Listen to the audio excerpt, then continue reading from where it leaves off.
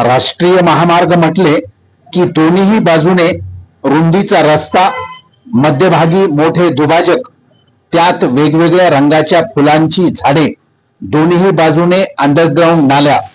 रस्त्यावर कितीही पावसाचे पाणी पडले तरीही क्षणात ते पाणी दोन्ही नालेत जाते.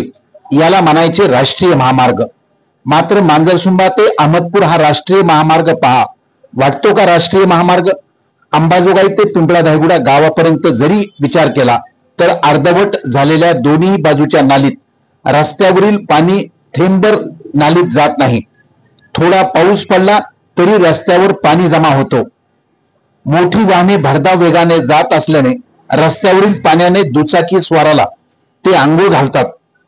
नालीत पाणीच जाऊ द्यायचे नव्हते तर नाल्या बनवल्याच कशासाठी, असाही सवाल जनतेतून केला जात आहे.